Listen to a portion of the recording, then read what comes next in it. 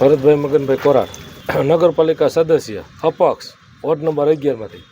તો આજે જેતપુર નવાગઢ નગરપાલિકાના બિલ્ડિંગમાં એક મિટિંગ હતી.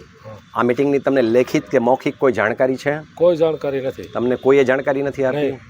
તો પછી તમે અહીંયા નગરપાલિકા જ્યારે આવો છો ત્યારે આ હોલની અંદર મિટિંગ કે જે કંઈ પણ જુઓ છો એ શું હતું બધું? બધા ભાજપના સદસ્ય, તાલુકાના, ગામડાના આગેવાનો બધા ભાજપની વિસાવદરની વાતો કરતા હતા. વિધાનસભાની ભાજપને ખંભે ખંભો મિલાવીને આપણે ટેકો મદદ કરવાની એવું બધું વાત હાલતી હતી. અમે ગયા એટલે પછી બીજી વાત ફેરવી નાખી, એવું બધું બન્યું. તો તમારી માંગ શું છે?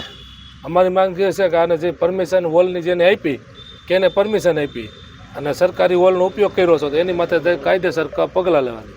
મારું નામ જયશ્રીબેન પ્રશાંતભાઈ બગડા, વોર્ડ નંબર 2માંથી. હું કોંગ્રેસની છું.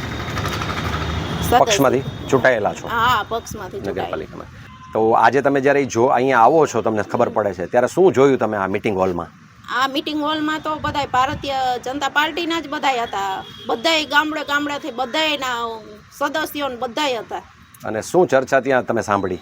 ચર્ચા એ થઈ કે વિસાવદરની ચૂંટણી છે ને એ લોકો ચર્ચા કરતા હતા. અમે આવ્યા તો એ લોકોએ ફેરવી નાખી ને એ નથી, આ તો સરકારી કાર્યક્રમ છે. કોઈ પક્ષની મિટિંગ આવી રીતે કરતા હોય તો આની ઉપર કાયદેસર કાર્યવાહી માટે શું તમારું કહેવાનું થાય છે? આવી રીતે તો કરાય જ નહીં ને મિટિંગ. બધાને હારે રહીને કરવું જોઈએ ને આ લોકોને. અને કોણે મંજૂરી આપી છે કોણે નહીં એ બધાને જાણ કરવી જોઈએ. પ્રમુખને તો ખુદને જાણ કરવી જોઈએ ને.